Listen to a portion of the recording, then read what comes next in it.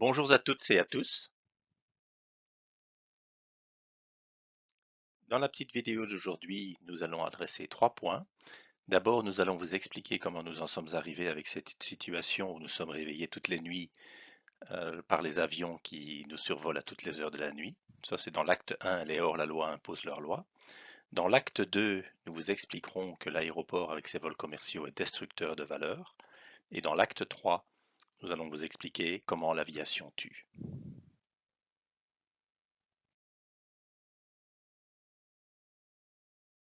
Comment en sommes-nous arrivés là?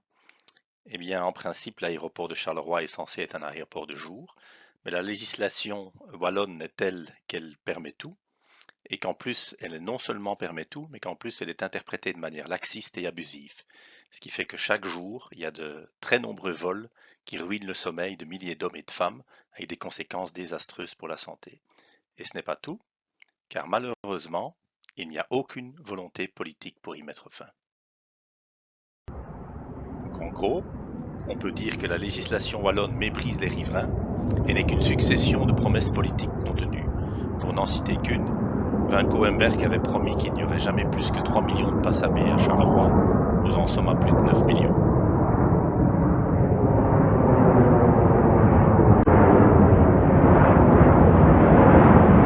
Nous, les riverains et l'ensemble de la population, finalement, nous sommes un peu comme des grenouilles que l'on met dans une bouilloire d'eau que l'on fait chauffer petit à petit.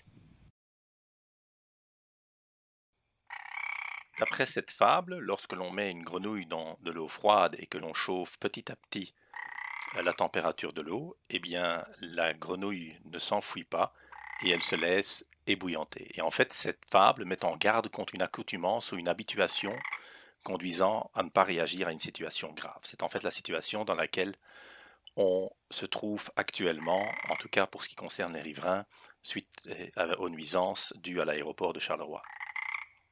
Et ce récit insinue que lorsqu'un changement s'effectue d'une manière suffisamment lente, il échappe à la conscience et ne suscite ni réaction, ni opposition, ni révolte. Donc il y a une espèce de phénomène d'adaptation qui est généralement bénéfique à l'individu et aux sociétés et qui se révèle finalement nocif. Et ça, c'est exactement la situation dans laquelle nous nous trouvons. Alors dans l'acte 1, nous allons principalement nous intéresser au décret du 23 juin 1994 relatif à la création et à l'exploitation des aéroports et aérodromes relevant de la région wallonne. Et nous allons voir quelques-unes de ces évolutions. Et nous reprenons sur cette ligne du temps quelques évolutions principales. Il est impossible de les reprendre toutes dans une seule vidéo. Et n'hésitez pas à placer la vidéo sur pause et à zoomer si vous voulez voir certains éléments ou prendre le temps de lire la date positive en entier. Cela débute avec la régionalisation des aéroports en 1992. Ensuite, on vient d'en parler, donc c'est le décret qui instaure et qui crée l'exploitation des aéroports et aérodromes relevant de la région wallonne. Notamment, ils sont compris l'aéroport de Liège et l'aéroport de Charleroi. Le 8 novembre 2000, il y a un arrêté du gouvernement wallon qui porte création d'un comité de concertation pour l'environnement de l'aéroport de Charleroi-Sud. Donc au début, les riverains sont conviés à ces réunions et au fur et à mesure que le temps passe et que les années passent, il y a de moins en moins de réunions. Et on verra qu'aujourd'hui, la situation est totalement différente.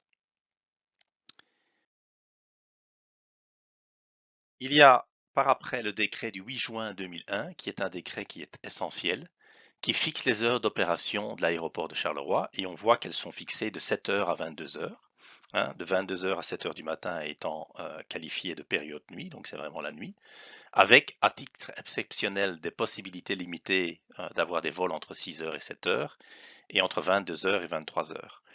Et donc il est clair que c'est à titre exceptionnel, et on y viendra par après parce que ça c'est très important. Il n'y a surtout aucun vol qui n'est autorisé entre 23 heures et 6 heures du matin. Il y a donc ce décret qui impose un couvre-feu strict.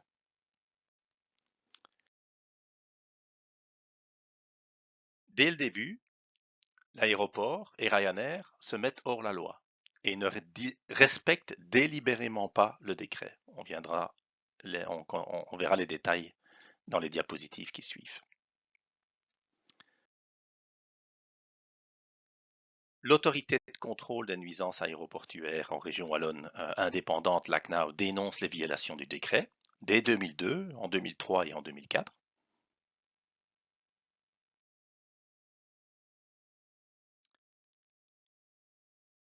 Décision très importante du tribunal de première instance de Charleroi, qui le 30 mars 2004 interdit à la région et à BSCA d'autoriser les décollages ou les atterrissages qui sont contraires au décret, sous peine d'une astreinte de 10 000 € par infraction.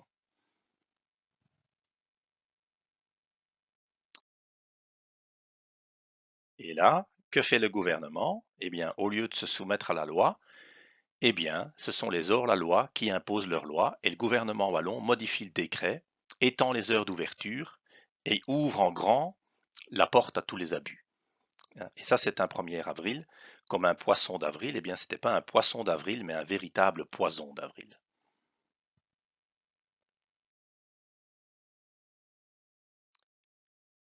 Par la suite, il y a encore eu de nombreuses modifications du décret. Eh bien, il y en a pratiquement aucune, enfin aucune, on peut dire, qui ne l'ont été au bénéfice réel des riverains, et toutes l'ont été faites pour ne surtout pas importuner Ryanair.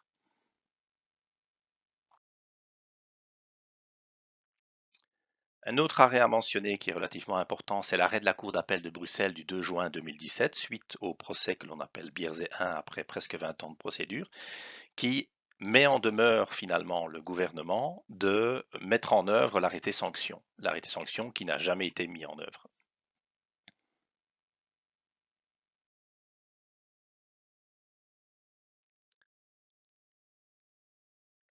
Lorsque le ministre Kruck est aux commandes, eh bien, il prend un arrêté du gouvernement wallon du 20 décembre 2018 où il crée un comité d'accompagnement qui abroge l'arrêté du gouvernement wallon du 8 novembre 2000 et dans lequel on exclut les riverains. Donc à partir de ce moment, les riverains n'ont plus aucun forum avec lequel ils peuvent faire valoir leurs droits ou discuter des problèmes qu'ils rencontrent.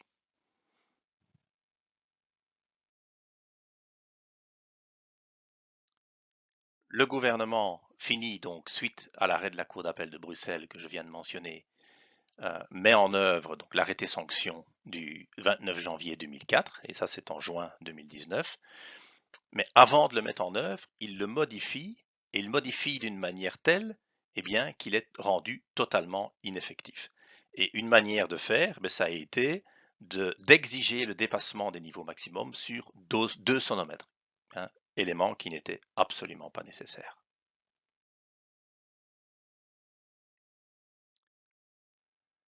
On a parlé du début du décret.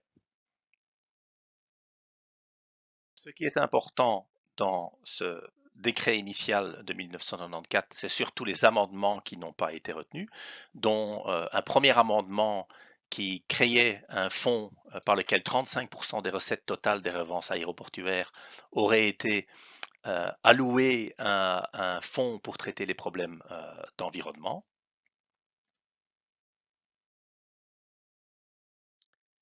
Et le deuxième élément aurait également permis aux contribuables wallons de ne pas mettre autant la main à son portefeuille pour pouvoir continuellement renflouer l'aéroport. Donc ces amendements étaient visionnaires et donc auraient finalement changé certains éléments. Et bien malheureusement, certains s'y sont opposés. Et donc leur rejet a donné le ton pour les 3 décennies qui ont suivi. Les riverains sont une quantité négligeable. Ça, c'est finalement, dès le début, le message qui est envoyé à tous les riverains. Et nous avons dans la diapositive présente les évolutions successives du décret dont on s'occupe aujourd'hui, donc de 1994, et on va s'intéresser plus particulièrement donc aux modifications introduites par le décret du 8 juin 2001 et ensuite celles du 1er avril 2004.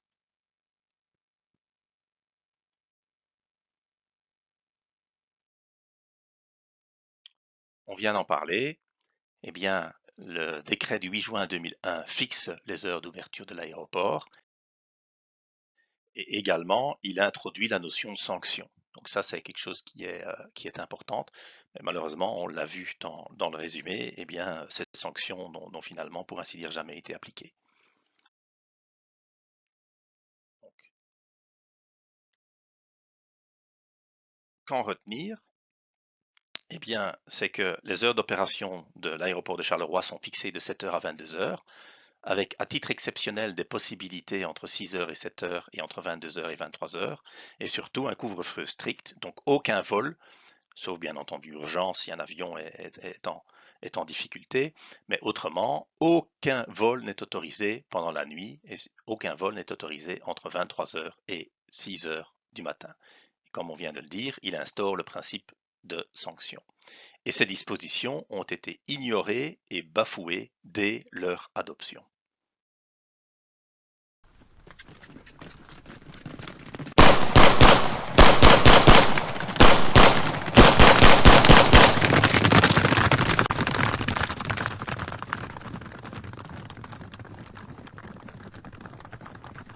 Eh bien depuis, c'est Charleroi Wild West et on se demande ce que fait le shérif. L'aéroport de Charleroi n'a jamais respecté l'interdiction des vols entre 23 heures et 6 heures du matin. Il s'est délibérément placé hors la loi avec la bénédiction du gouvernement, bafouant ainsi les principes fondamentaux inscrits dans la Constitution et dans l'article 8 de la Convention européenne des droits de l'homme. Pour donner quelques exemples, donc ce sont des chiffres qui sont extraits des débats parlementaires. Eh bien, en 2001, donc directement, il y a eu 183 fois absolument hors la loi, 108 fois en 2002, et entre 22 heures et 23 heures, il ne pouvait y avoir que des mouvements exceptionnels, donc ça c'est ce que disait le décret. Il y a eu 744 mouvements, entre 6 heures et 7 heures, là aussi mouvements exceptionnels, et on en annonce près de 218. Donc quand on a 744 mouvements pendant une période plus 218, eh bien ça fait presque 1000 mouvements.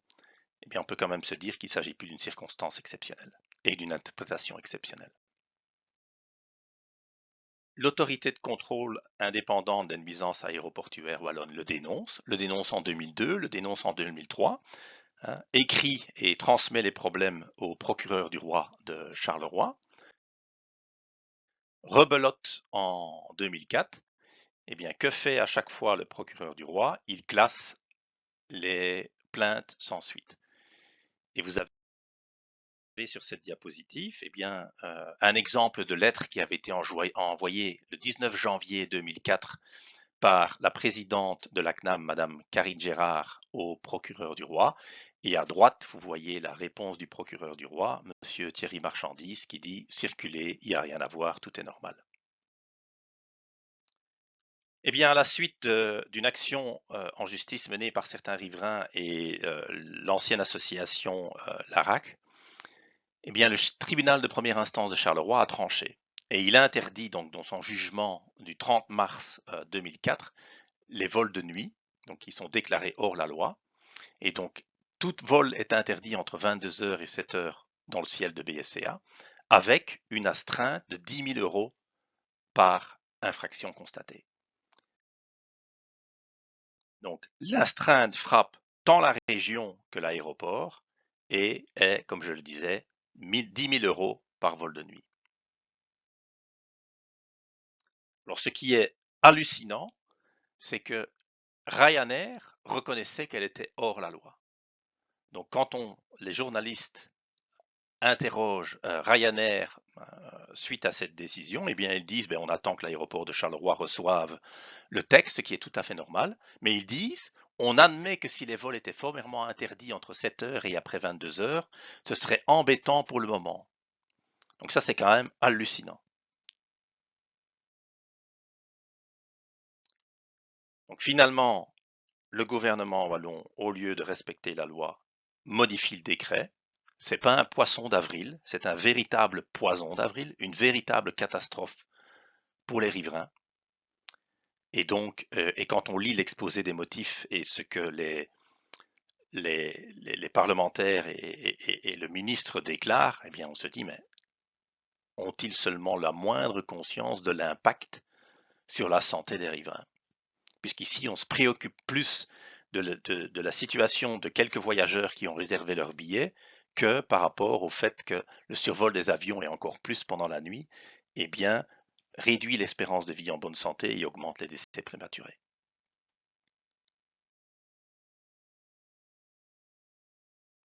C'est une situation qui, par ailleurs, est reconnue désastreuse, en tout cas une situation désastreuse qui est reconnue par certains parlementaires, dont notamment la diapositive qui reproduit une réponse de Anne-Marie Corbizier à un riverain, et dans laquelle eh bien, on reconnaît vraiment que ce qui se passe est totalement inacceptable et que le gouvernement se devait de respecter la loi. Eh bien, il n'en a absolument pas été question.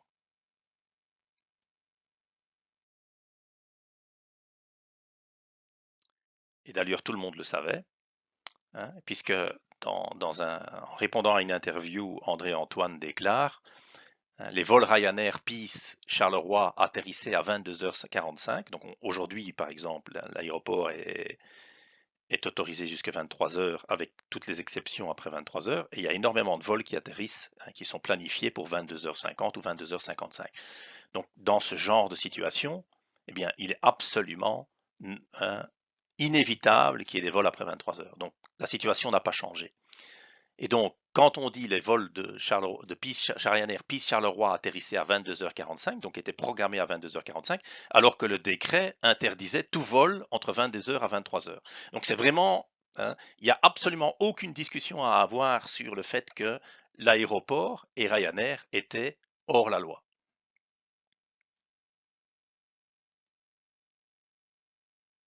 Donc finalement, on se trouvait dans une zone de non-droit qui a été sanctionnée par le tribunal de première instance de Charleroi et suite à cela, le gouvernement a dit non, non, non, non, nous on préfère conserver la zone de non-droit et finalement, pour ne plus être hors la loi, on va changer la loi de sorte que tout soit permis et que donc forcément on ne sera plus hors la loi. Donc finalement, le décret qui est adopté, donc dans la diapositive qui est présentée, eh bien, vous avez le texte en rouge. Le texte en rouge qui est barré est ce qui a été supprimé et le texte en rouge qui est en gras, c'est ce qui a été ajouté. Et finalement, donc, on voit que l'aéroport, les heures d'ouverture sont étendues de 6h30 à 23h et que finalement, en ajoutant et en barrant donc le texte en rouge, donc du dernier paragraphe en rouge, le quota de bruit maximum est exprimé en nombre de mouvements annuels ne dépassant pas une quantité de bruit par mouvement qui ne s'applique pas pour, eh bien, on dit simplement les 2 années précédentes ne s'appliquent pas pour les décollages et atterrissages s'effectuant avec un retard par rapport à l'horaire initialement prévu. Et donc, par ces modifications de texte, eh bien, on a fait de Charleroi un aéroport poubelle, puisque tout est permis. Et dans la pratique, on constate que pratiquement les avions peuvent toujours atterrir, quelles que soient les circonstances. Donc, que retenir de ce décret?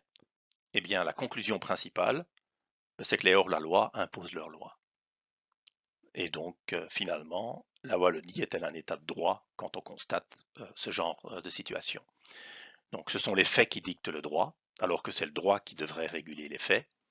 Et en fait, ça s'est fait lors de 2 débats parlementaires, enfin un débat, un en commission et un en séance plénière, en urgence le 31 mars et avec l'adoption du décret et quelques discussions le 1er avril, sans qu'il n'y ait aucune analyse prospective qui ait été faite. Aucune analyse socio-économique holistique n'a été faite. Les riverains, donc l'association de riverains n'a pas pu être entendue alors que certains l'avaient suggéré. Le gouvernement, ou en tout cas la majorité, l'a refusé, alors qu'ils ont entendu le responsable de l'aéroport et entendu la CNAO. L'exception devient la règle, et dans la pratique, tout devient permis. Donc c'est vraiment ouvrir en grand les portes de l'enfer pour les riverains. La santé et le bien-être des riverains sont sacrifiés pour plaire à Ryanair. C'est exactement ça, quand on lit les discussions, on se demande mais sur quelle planète vit-on? Et l'aéroport de Charleroi devient donc un aéroport poubelle. Certains journaux titraient d'ailleurs au garde à vous devant Ryanair. Et d'autres titraient également le gouvernement. Non, Ryanair siffle, le gouvernement danse.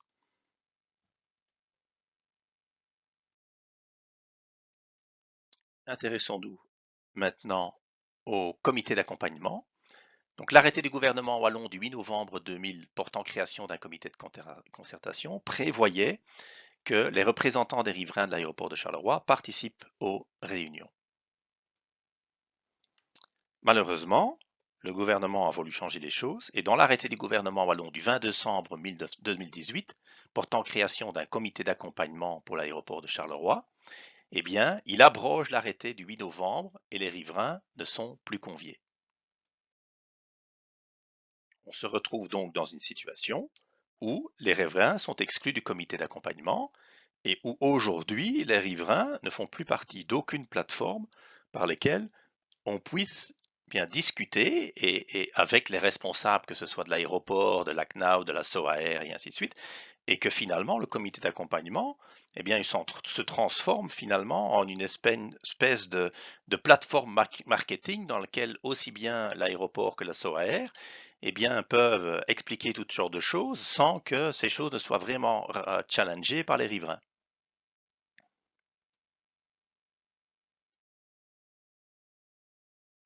Intéressons-nous d'un peu plus près aux échanges et aux débats parlementaires, et rappelons que ceux-ci se sont faits dans l'urgence et que finalement tout s'est fait à la hussarde, hein, sans vraiment prendre le temps ni faire d'analyse prospective, ni même écouter les riverains. Et rappelons qu'à l'époque, le gouvernement était composé d'une majorité MR-PS, avec Serge Clubin, ministre des Aéroports, le CDH et écolo étant dans l'opposition, et qu'évidemment dans les discussions il y a le jeu de l'opposition contre la majorité en place.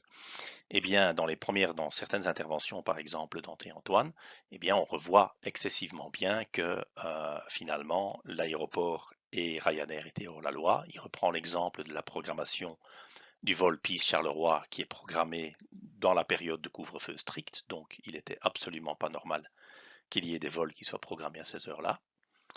Et il le dit même, le législateur ne se soucie même pas. Hein.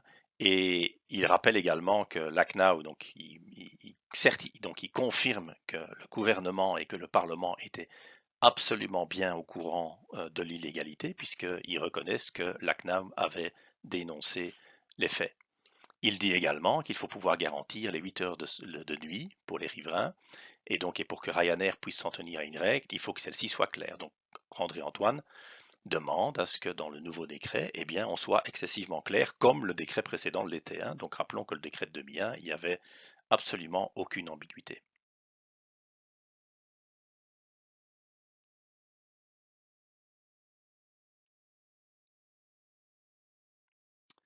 Ce qui est intéressant dans cette première intervention que l'on présente d'Écolo par l'intermédiaire de Bernard Westphal, c'est qu'il rappelle que Ryanair et TNT dépendent dans une large mesure des deniers publics wallons. Et donc nous sommes en 2004, au 1er avril 2004, et il dit déjà que cela correspond à environ 700 millions d'investissements. Et donc il dit, n'est-il pas dès lors indécent d'accepter un chantage de cette nature? Et donc hein, c'est très clair, donc il démontre clairement que le gouvernement est soumis à un chantage de Ryanair et que d'autre part, eh bien, ces projets, hein, ici en l'occurrence l'aéroport de Liège et l'aéroport de Charleroi, ont déjà englouti des sommes colossales. Et il répète, et ça c'est exactement également ce qui est écrit dans la Constitution, le développement durable ne se conçoit que comme un équilibre entre nécessité environnementale et réalité économique.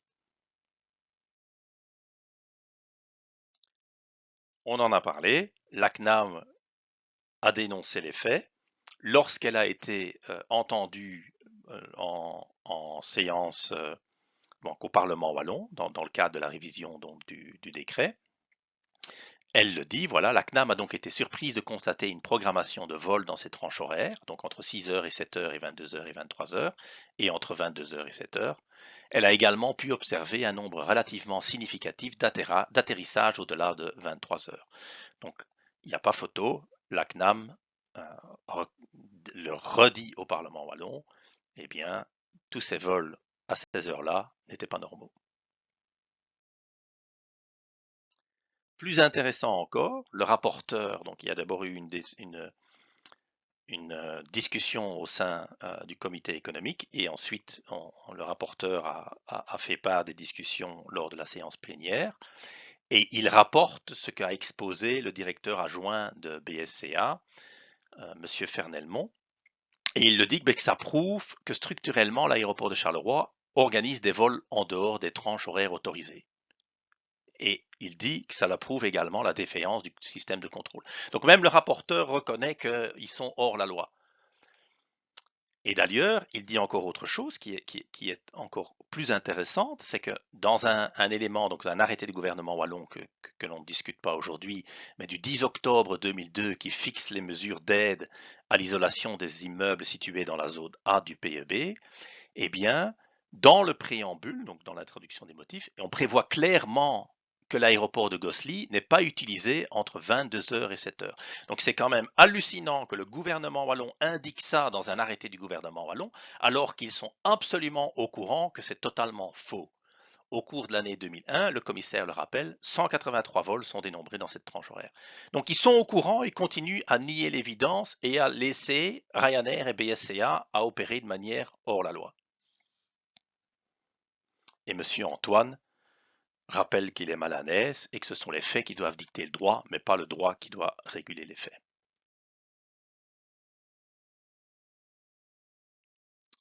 Monsieur Antoine rappelle la directive européenne donc, qui a été prise entre-temps et qui détermine les heures de la nuit à 8 heures, donc nous en sommes bien loin à Charleroi, et Monsieur Westphal, lui, qui rappelle qu'il est excédé par la politique aéroportuaire en général et wallonne en particulier, étant donné que systématiquement des compagnies aériennes imposent leur diktat au pouvoir public.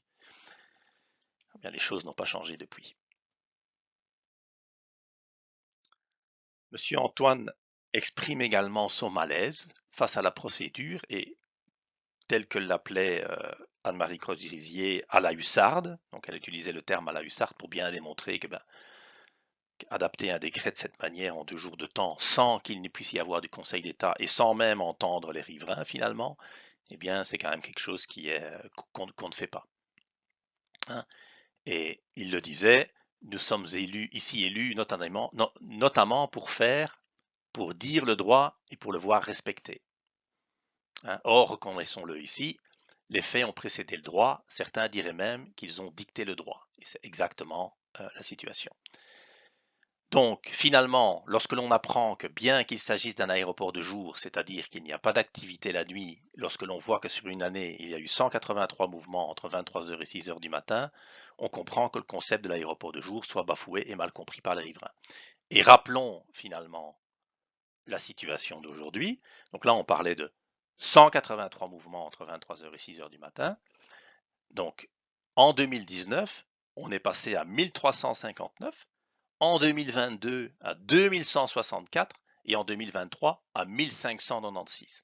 Donc, on a presque multiplié par 10 ce nombre de mouvements. Donc, on se rend bien compte que certains trouvaient déjà 183 mouvements inacceptables.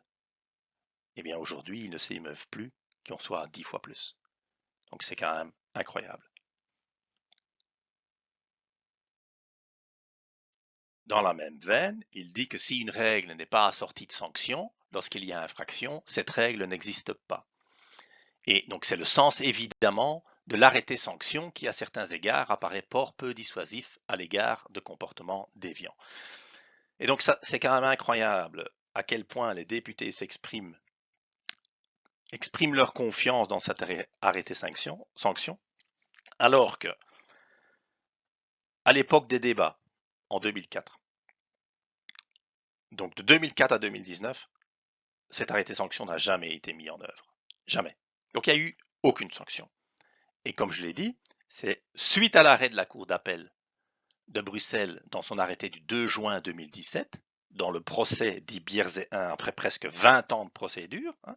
Donc la question qui se pose d'ailleurs par rapport à la durée de ces procédures, est-ce qu'une démocratie qui se respecte peut traiter les citoyens de la sorte? Eh bien évidemment que non. Et donc, la Cour d'appel oblige le gouvernement wallon à mettre en œuvre l'arrêté sanction.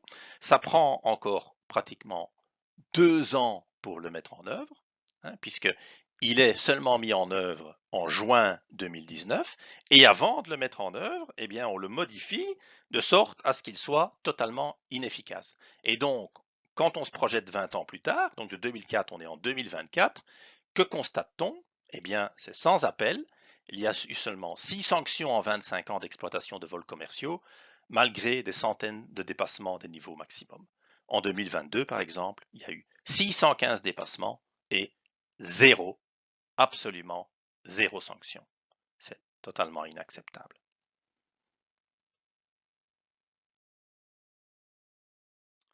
On revient au débat parlementaire et M. Desguin d'Écolo dit « La décision de légiférer pour contourner une décision du tribunal pose problème dans la mesure où c'est BSCA et Ryanair qui n'ont pas respecté la législation. » Et en répondant à M. Fichroul, donc PS, hein, qui finalement considère que BSCA et Ryanair n'étaient pas en infraction, eh bien, et que finalement personne n'était au courant, eh bien, M. Antoine lui dit clairement, mais vous opposez les différents courriers de l'autorité indépendante de contrôle qui font état d'infraction à la législation. Et lorsqu'on entend M. Kubla, on se demande alors pourquoi est-ce qu'il a adapté le décret en ouvrant en grand les portes de l'enfer pour les riverains, puisqu'il dit avant il y avait une période de nuit de 9 heures et maintenant c'est une période de nuit de 8 heures. Eh bien je pense que si aujourd'hui on pouvait déjà respecter la période de nuit de 8 heures, eh bien on aurait déjà fait de très grands progrès, même si on doit aller au-delà. Et nous devions donc commencer à 7 heures du matin, et donc notre problème, c'est cette demi-heure de dérogation. Et donc, s'il n'y avait qu'une demi-heure qui causait problème, alors pourquoi prendre un décret qui finalement fait qu'on a des avions pendant toutes les heures de la nuit? Alors, Monsieur Kubla, quand on écoute la suite de ce qu'il dit, là, on se demande, c'est un mépris pour les riverains, mais absolu. Alors, c'est soit de l'incompétence, soit une hypocrisie sans nom. Donc, lorsqu'il dit, mais ce comité de riverains qui s'oppose à Charleroi, donc quelque part on insinue, on criminalise les riverains. Pour eux, à 11 heures, c'est quasiment tous les jours terminé. Ah bon? Ça commence à 6h30 et encore 3 avions qui partent entre 6h30 et 7h. C'est uniquement ceux qui habitent du côté du décollage qui ont du bruit parce que les premiers atterrissages commencent vers 8h et pas avant. La situation d'aujourd'hui, je ne sais pas sur quelle planète il vit, hein. Et dans l'autre sens, celui des atterrissages, les derniers avions atterrissent vers 11 heures et les premiers, c'est beaucoup plus tard dans la matinée. Ils ont donc une tranquillité qui fait qu'ils ont, dans les faits, ce que réclamait M. Desguin, les 8 heures de sommeil assurées. Eh bien, assurons-les ces 8 heures de sommeil. Mais aujourd'hui, on n'est absolument pas là.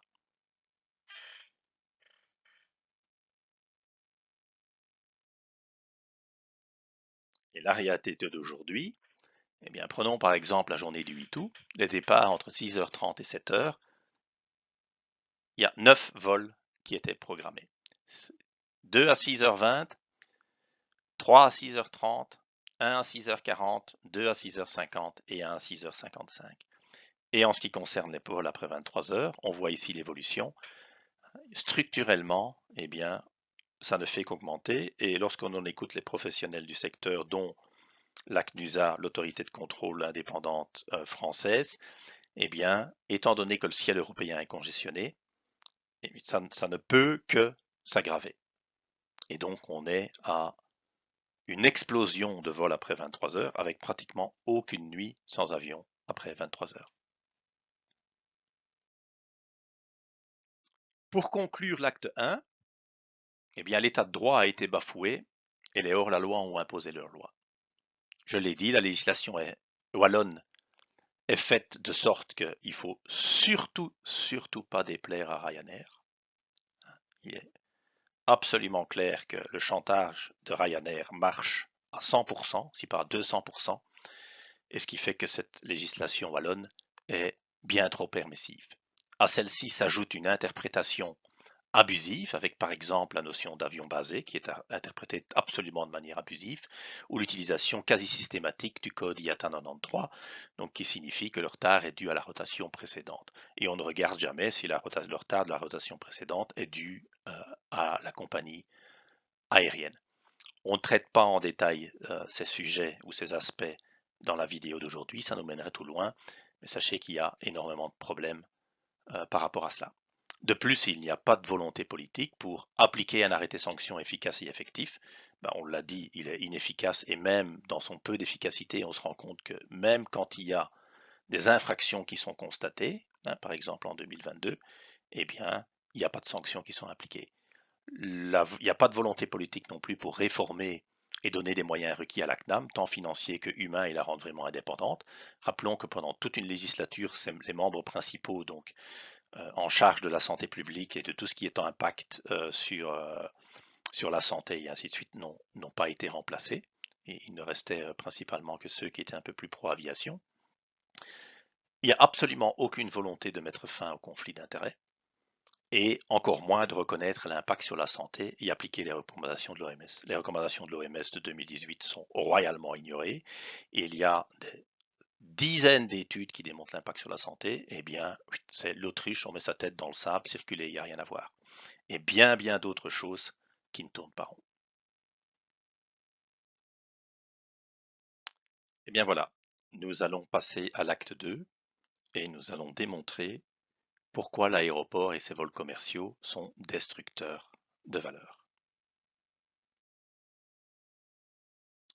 Lorsque vous étiez enfant, vous avez sans doute toutes et tous entendu l'histoire, en fait le conte de Hans Christian Andersen, Les habits neufs de l'empereur, où il y a des escrocs qui vont voir l'empereur et qui leur disent qu'il y a un habit qui leur permet de reconnaître les gens qui sont intelligents des autres et que c'est une étoffe qui est excessivement précieuse. Et finalement, ben, ils se laissent abuser, ils ne voient rien et personne ne voit rien. Et puis finalement, ils se promènent nus dans la rue et c'est un enfant qui dit ben, l'empereur est nu. Et bien finalement, l'aéroport de Charleroi, c'est à peu près la même chose. Hein, l'empereur BSCA est nu et il n'y a aucun politicien qui ose le reconnaître et reconnaître que c'est un fiasco socio-économique. Pourquoi est-ce que c'est un fiasco? Eh bien, tout simplement parce que l'équation socio-économique est mauvaise. On oublie de comptabiliser des subsides qui représentent des dizaines de millions d'euros chaque année, qui sont l'argent de nos impôts. On exagère continuellement les emplois en y incluant l'emploi de sociétés qui n'ont rien à voir avec l'activité des vols commerciaux, telles que la Sonaca par exemple, ou bien d'autres entreprises qui sont actives dans l'aéroport mais qui n'ont rien à voir avec les vols commerciaux. Et du côté des coûts, eh bien, on préfère ne pas les connaître ou les cacher sous le tapis. Citons par exemple l'évasion de la dépense, le coût lié à l'impact sur la santé, le coût du réchauffement climatique, le manque à gagner fiscal ou le coût du partilité. Et finalement, notre santé est une quantité négligeable.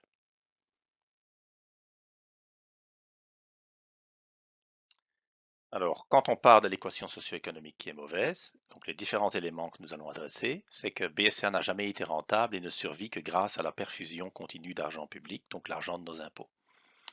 Il n'y a pas d'effet positif sur l'emploi, et on verra qu'il y a même, on suppute même un effet négatif. Il est destructeur de valeur car il organise structurellement les visions de la dépense, ce qui est pire que l'évasion fiscale, avec le low cost au détriment du PIB belge, parce que pour qu'il y ait évasion fiscale, il faut créer de la valeur auparavant. Ici, on ne crée même pas de valeur, on en détruit. Le coût d'opportunité est gigantesque. Pourquoi? Parce que tous les euros qu'on a investis, ou chaque euro qu'on a investi dans l'aéroport, on ne l'a pas investi dans un autre projet durable, créateur de valeur et d'emplois et porteur d'avenir pour la région. Hein, et pensons à tous ces autres projets qui auraient pu voir le jour. En fait, c'est excessivement problématique parce qu'on a parié sur le mauvais cheval. Et donc aujourd'hui, on se retrouve dans une situation, ben, comment ça va se passer demain? Les banques à gagner fiscaux sont très importants. Donc nous, on peut payer des impôts, on est taxé sur tout. Au niveau de l'aviation, ben, ils sont taxés sur rien. Donc finalement, on peut faire ce qu'on veut. Le coût social du bruit est ignoré, dont le coût pour la sécurité sociale dû à l'impact sur la santé de milliers de personnes, et le coût du réchauffement climatique est ignoré. Voyons cela en détail. On parlait des subsides, et bien voici deux images d'extraits d'articles publiés dans Trent. Il y en a un qui date de juillet 2018. Sans subside, l'aéroport de Charleroi ne serait pas viable. L'aéroport de Charleroi ne serait pas viable sans le poste particulièrement généreux des subsides et interventions de l'État. En 2017, PSCA a ainsi levé 35,5 millions d'euros. Et l'autre article de Robert Van Apeldoorn de mars 2021, crise à Liège et Charleroi, des aéroports trop chers pour le contribuable. Voyons cela dans les détails. Eh bien, lorsque l'on analyse les comptes de BSCA tels qu'ils ont été transmis à la Banque nationale de Belgique, donc ça chacun peut vérifier, ces comptes sont publics, et que vous allez regarder la rubrique subsides d'exploitation et montants compensatoires obtenus des pouvoirs publics, eh bien vous regardez que bon, en 2000 c'était 2,3 millions, en 2001 2,6 millions, puis on est passé au-dessus des 10 millions en 2002 pour arriver à 16,2 millions en 2007, et puis on a passé le cap des 20 millions en 2008, et pour finir on tourne autour de 30 millions. Hein, et encore en 2023, c'est 29,7 millions. Donc ce sont des sommes astronomiques. Et certains diront, mais ce sont pour les activités régaliennes et ainsi de suite, mais ça n'a aucune importance pour quelle activité c'est. C'est que finalement, sans les vols commerciaux, il n'y a pas besoin de faire ces dépenses. Donc il n'y a pas besoin de cet argent de nos impôts et du contribuable. Et donc, lorsque l'on va regarder entre 2000 et 2023, eh bien, c'est déjà 546,2 millions d'euros de subsides, donc de l'argent de nos impôts, qui ont été injectés dans l'aéroport de Charleroi. Et ça ne prend en compte que ce qu'on trouve dans les comptes de résultats de l'aéroport. Et donc, ça n'inclut ni les contributions de la région wallonne dans le capital, ni les dépenses de la SOAR, qui se chiffrent aussi en centaines de millions, ni d'autres activités. Alors on peut d'ailleurs s'interroger pourquoi la région wallonne a dû investir dans une compagnie aérienne telle que Air Belgium, si ce n'est que pour donner une espèce d'alibi à l'allongement de la piste.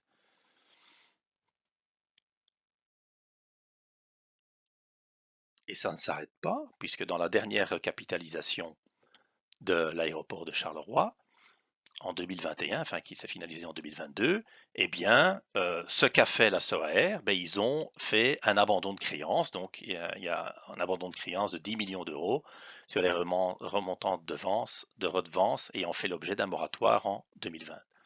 Donc, ça s'arrête jamais, en fait.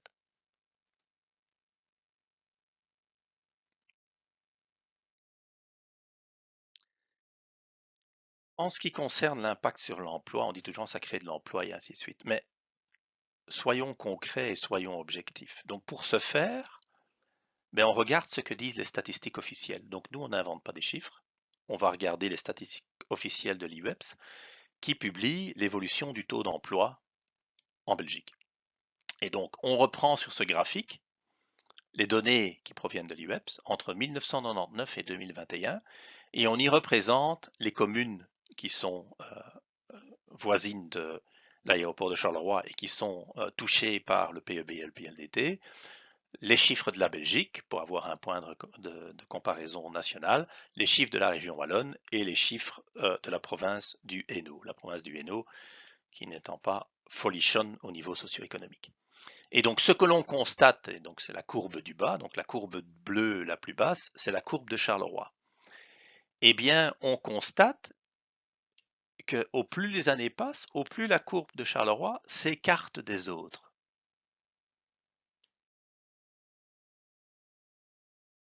Et donc, ça veut dire que la situation de Charleroi ne s'améliore pas, mais en plus elle se dégrade par rapport à la situation des autres communes avec lesquelles on compare. Et si il devait y avoir un effet positif de l'aéroport sur l'emploi, eh bien on aurait la courbe rouge en gras que l'on voit maintenant à l'écran, et on aurait dû avoir, donc si vraiment l'aéroport induit un effet positif sur le taux d'emploi, eh bien la région de Charleroi et la commune de Charleroi devraient faire mieux que l'ensemble des autres communes, et en tout cas mieux que la province du Hainaut, que la région wallonne et que la Belgique. Eh bien, c'est tout le contraire. Donc, finalement, que peut-on conclure? C'est que la courbe d'évolution du taux d'emploi est sans appel. Il n'y a non seulement pas d'effet positif sur le taux d'emploi, puisque comme je l'ai expliqué, s'il y avait un effet positif, la courbe ne s'éloignerait pas, mais elle viendrait croiser les autres courbes, donc liées à l'exploitation des vols commerciaux de Charleroi, mais en plus, on constate que la courbe de Charleroi s'écarte des courbes belges, wallonnes et du Hainaut, ce qui démontre absolument un effet négatif. Alors, comment est-ce qu'on peut expliquer cette dégradation de la situation de Charleroi? Eh bien, nous n'avons pas d'études, mais on peut quand même supputer que c'est dû à la paupérisation de quartiers entiers suite aux nuisances de l'aéroport, par exemple à Jumet. Et donc, il est évident que quand vous avez une zone autour d'un aéroport qui est soumis à de très très fortes nuisances, eh bien qu'à un moment donné ou à un autre, eh bien les gens déménagent, les gens qui ont des moyens déménagent et ainsi de suite, et que ce soit des populations plus paupérisées qui viennent s'y installer, puisque ceux qui ont les moyens iront s'installer ailleurs. Et donc finalement, cela confirme que le coût d'opportunité de l'aéroport est excessivement élevé. L'autre dimension, c'est que BFCA est destructeur de valeur. Alors comme je le disais, il organise structurellement l'évasion de la dépense, qui est pire que l'évasion fiscale avec le low cost au détriment des PIB belges et wallons. Alors pourquoi? Eh bien, vous prenez l'avion, je vais l'expliquer par après, et vous allez dépenser, vous ne dépensez rien en Belgique, ça coûte rien, il n'y a pas de taxe, il n'y a pas de taxe sur le kérosène, payez pas de TVA sur les billets d'avion ni quoi que ce soit, et finalement vous allez dépenser des centaines ou des milliers d'euros à l'étranger. Alors le point ici, c'est pas d'interdire les voyages, ça c'est un droit fondamental, mais c'est de se dire, mais quel est l'intérêt du gouvernement wallon de promouvoir le low cost, puisque ça ne rapporte rien et ça détruit la valeur. Et donc, si on prend un peu de hauteur, là les chiffres sont à nouveau sans appel, on regarde les chiffres officiels publiés par la Banque nationale de Belgique dans la balance des paiements relative au voyage. Et donc la balance des paiements, c'est quoi? On regarde toutes les dépenses qui contribuent au PIB belge dû au voyage, on regarde euh, tous les revenus, on fait la balance et on constate finalement ben, que la Belgique, elle a toujours été négative, avec, hein, on l'a entendu, en 2023, il y a eu une explosion dans les voyages et ainsi de suite, eh bien, on atteint un déficit de presque 11 milliards d'euros. Donc il n'y a pas photo. Hein. La Belgique n'a aucun intérêt à promouvoir les déplacements, ou en tout cas les voyages à l'étranger, puisque notre balance commerciale est excessivement négative. L'Espagne, par exemple, ils ont une balance de paiement qui est positive de 40 milliards d'euros. L'Autriche, c'est 10 milliards d'euros. Mais nous, il n'y a aucun intérêt. Et ça, ce sont des éléments qui sont totalement ignorés par le gouvernement. Pour illustrer ça, eh bien ici on montre un peu certains articles et certaines publications qui ont été faites lors anciennement les vacances de carnaval, pardonnez-moi si je ne reviens plus sur le nom qu'on y a donné aujourd'hui, eh bien d'un côté, il y a BSCA qui publie sur son site internet forte affluence prévue, merci de vous présenter au moins 3 heures à l'avance à l'aéroport, donc ils sont super contents qu'ils vont avoir plein de voyageurs, et de l'autre côté, on a une dame qui tient des gîtes en Wallonie et qui dit, qui se dit excessivement déçue, que finalement elle n'a pas eu les réservations qu'elle voulait, et que chez nous, 60% des gîtes de grande capacité ne sont pas occupés et que de nombreux Wallons sont partis à la recherche du soleil dans des destinations plus lointaines pour aller dépenser leurs sous à l'étranger. C'est en gros également ce que dit le baromètre de Turing pour les vacances de 2024 lorsqu'il analyse ou en tout cas étudie ce que vont dépenser les Wallons ou les Belges à l'étranger et on voit que ce sont des sommes qui sont relativement importantes. Et la conséquence de tout ça, c'est un record de dépenses à l'étranger au détriment du PIB belge et comme je l'expliquais, une balance des paiements liés au voyage qui est excessivement négative et qui avoisine les 11 milliards d'euros. Dans la même veine, eh bien, il n'y a pas uniquement les dépenses pour se loger, les courses et ainsi de suite. Il y a également ceux qui achètent une seconde résidence. Et encore une fois, c'est le droit de chacun d'avoir une seconde résidence à l'étranger. Le point n'est pas là. Mais quel est l'impact finalement sur l'économie wallonne et belge? Eh bien, si on prend finalement les études qui ont été faites et notamment les publications qui ont été faites par BNP, donc le baromètre des secondes résidences de BNP Paribas Fortis en 2022, hein, où ils estiment que voilà, les montants moyens empruntés pour un bien acheté à des fins récréatives est de 179 000 euros en Espagne et pour un bien acheté à des fins locatives, il est de 228 000 euros.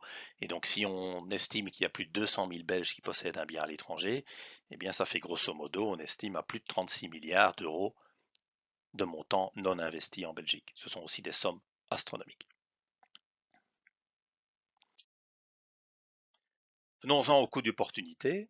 Alors, expliquons ce qu'est le coût d'opportunité. Ben, la Wallonie a des moyens finis. Hein, c'est le moins qu'on puisse dire. Donc la situation de la Wallonie a toujours été un peu précaire et aujourd'hui elle est plus que précaire, elle est un peu dramatique, hein, puisque la dette wallonne a explosé et multiples fois les revenus de la région. Et donc quand vous investissez 1 euro dans un projet, mais cet euro, vous ne l'avez pas investi dans un autre projet. Hein. Et donc ça crée un coût d'opportunité. Et par le fait qu'on ait investi des centaines de millions d'euros dans l'aéroport de Charleroi, eh bien ce sont des centaines de millions d'euros qui n'ont pas été investis dans autre chose. Et on va illustrer ça avec finalement une discussion qui est fort d'actualité, c'est comment augmenter le taux d'emploi en Wallonie et comment faire en sorte que ben, les multiples emplois vacants, hein, et donc au premier trimestre 2024, les entreprises belges offraient 185 000 emplois vacants, mais on peut estimer que si on avait utilisé ces centaines de millions d'euros dans la formation, eh bien on aurait pu remplir des dizaines de millions de ces emplois vacants. Et c'est d'ailleurs, donc, quand on regarde les statistiques officielles, hein, donc ce sont des chiffres que je n'invente pas, hein, ce sont des chiffres qui sont publiés par le gouvernement, donc sur statbel.fgov.be, et on voit ici l'évolution depuis le premier trimestre 2013 jusqu'au premier trimestre 2024 des emplois vacants. Hein, et on est au premier trimestre 2024, 185 000 emplois. Agoria et l'UCM disent la même chose. Donc, Agoria, 195 000 postes vacants non pourvus entravent les projets économiques et sociaux. Donc ça, c'est quand même un message qui est excessivement fort en disant, voilà, les conséquences sont désastreuses. Et la même chose pour l'UCM, qui dans son mémorandum pour les élections disait, trouver du personnel qualifié, votre priorité. Donc avec 195 000 jobs actuellement vacants sur le marché de l'emploi. Et donc on voit bien que il y a d'autres possibilités et que cet argent aurait certainement été mieux investi dans d'autres projets.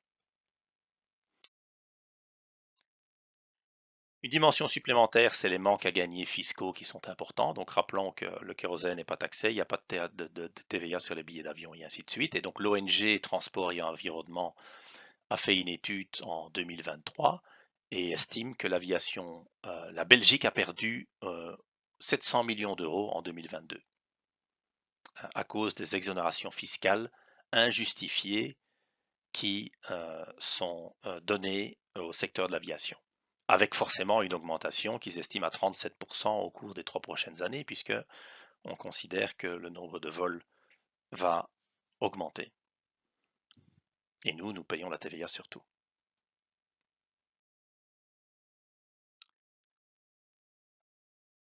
On le disait également, les nuisances ont un impact très très important sur la santé de milliers, de dizaines de milliers, de centaines de milliers de personnes en Belgique, si on considère l'ensemble des aéroports. Et ce coût, eh bien, quand on pose la question à l'ACNA ou à la SOAR, eh bien, ils ne savent pas, personne ne le sait. Mais en France, l'ADEME, donc le ministère de la Transition écologique, ben, ils l'ont calculé. Et ils ont calculé que le coût social du bruit était de 147 milliards d'euros par an en France. Par an. Alors évidemment, ce n'est pas 147 milliards qui est dû aux avions, mais l'avion, c'est quand même plusieurs milliards. Et donc ça, c'est un coût qui, dans l'équation socio-économique de l'aéroport, quand on entend l'utilisation du mot le fleuron wallon ou la success story, mais de quoi parle-t-on? La grosse majorité des coûts, vous les avez mis sur le tapis, vous ne les connaissez même pas.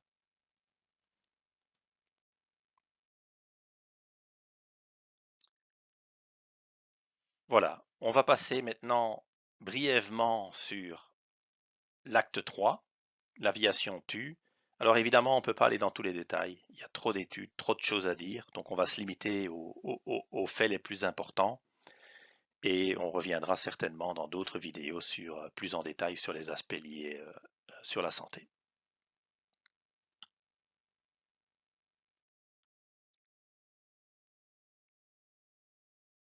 Alors l'avion tue.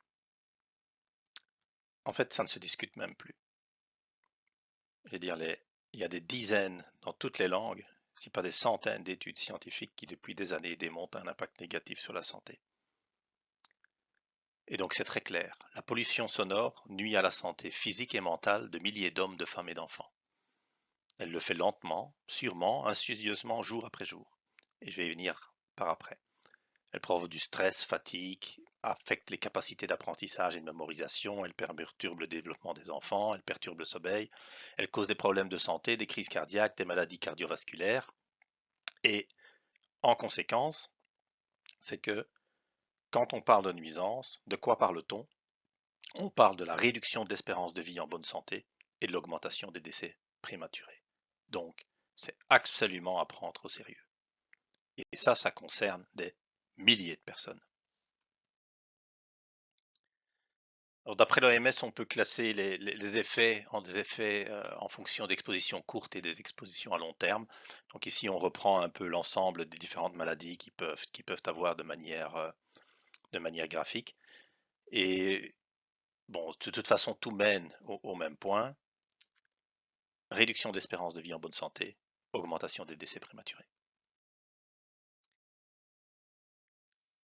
Pourquoi est-ce que je présente une étude en particulier? C'est l'étude INA, donc hypertension et exposition au bruit à proximité des aéroports qui date de 2008. Eh bien parce que on entend régulièrement des personnes qui disent oui mais moi le bruit des avions ne me dérange pas. Alors rappelons tout d'abord que l'aéroport de Charleroi est censé être un aéroport de jour et que bien que la SOAR applique la méthode Coe en disant qu'ils sont formidables, qu'ils font énormément de choses et qu'ils créent un cadre de vie de qualité pour les riverains, hein, ce que nous contestons formellement. Eh bien, il n'y a pas d'aide pour ceux qui ont droit, ce qui est de toute façon dans un périmètre qui est absolument, absolument, infiniment moindre que ce que ça devrait être. Eh bien, il n'y a aucune aide pour les pièces de nuit. Et donc, quand on dit, voilà, l'avion ne me dérange pas, eh bien, cette étude, elle démontre que vous ne devez pas être réveillé pour avoir des problèmes. Et ça, à partir même de niveaux de 35 décibels. Et ce qu'ils disent, c'est que les risques nocturnes sont plus élevés et s'expliquent par des réactions psychologiques aiguës induites par le bruit nocturne qui pourraient affecter la récupération pendant le sommeil. Les réponses autonomes instantanées induites par le bruit pendant le sommeil ne se produisent pas seulement pendant les heures de sommeil, mais aussi chez les sujets endormis en l'absence de réveil. Et ça, ils ont pu vérifier que les gens ne se réveillaient pas, mais qu'ils avaient donc des effets induits par l'enregistrement de l'électroencéphalogramme. Et donc quand les gens nous disent oui mais moi ça me dérange pas trop et ainsi de suite, mais détrompez-vous. Donc l'exposition au bruit est subjective, donc il y a des gens qui y sont plus sensibles et ainsi de suite, mais l'impact sur la santé, il est là. Que vous ressentiez fort ou vous ressentiez pas fort la nuisance, l'impact sur votre santé est bel et bien là. Alors évidemment, il y a d'autres impacts sur la santé, la pollution de l'air et des sols avec des dizaines de différents polluants et ainsi de suite. Et là, on peut toujours s'interroger, est-ce qu'on peut manger, dans quel périmètre, est-ce qu'on peut manger les légumes de son jardin et ainsi de suite. Et là, il faut dire que la communication que ce soit de la SOAR ou de BSCA ou des autorités est quand même relativement peu transparente. Et en témoigne pour ceux qui étaient là lors de la réunion préalable d'information du 12 décembre, le riverain de Fleurus qui expliquait son histoire avec ses scaroles et que finalement, en ayant contacté l'AFSCA, on lui a dit que les taux qui avaient été mesurés dans ses légumes les rendaient impropres à la consommation et il a été les jeter au parc à containers. Eh bien, ça, ce sont quand même des éléments qui sont quand même très inquiétants et sur lesquels on a vraiment très peu d'informations. Il y a également un impact sur la biodiversité, et là où, évidemment, s'il y a un impact sur les gens, rappelons que les animaux ont une oreille qui est beaucoup plus sensible que la nôtre, avec des plages de fréquences beaucoup plus importantes, et que donc s'il y a un impact sur les hommes, eh bien il y a forcément un impact sur les animaux.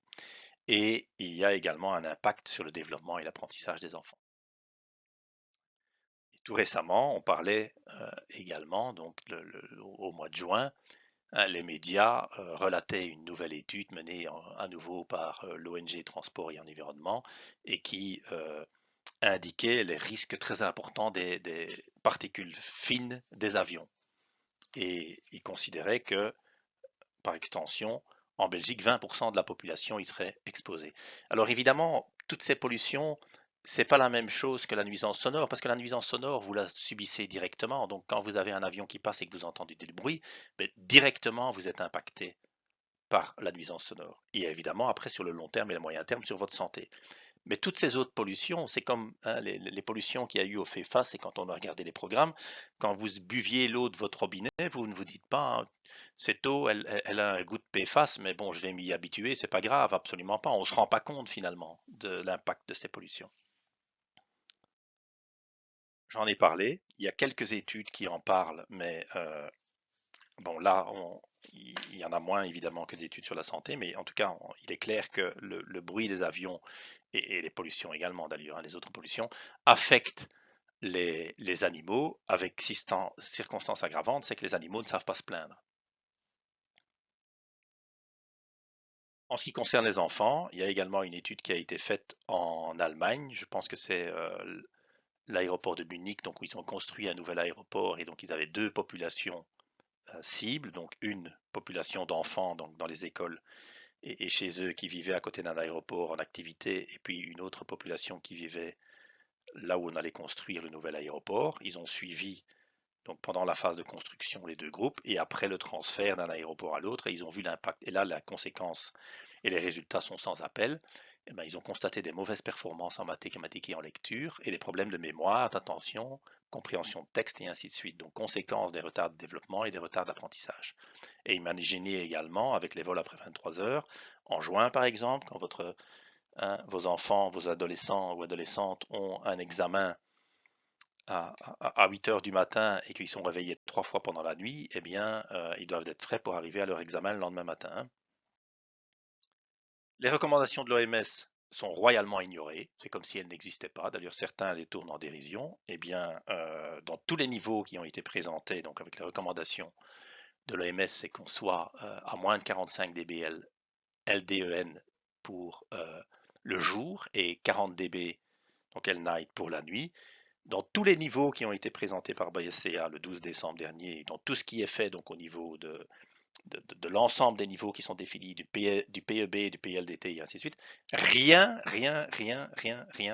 ne présente un chiffre qui soit au niveau ou inférieur à ces chiffres-là. On reste toujours largement supérieur.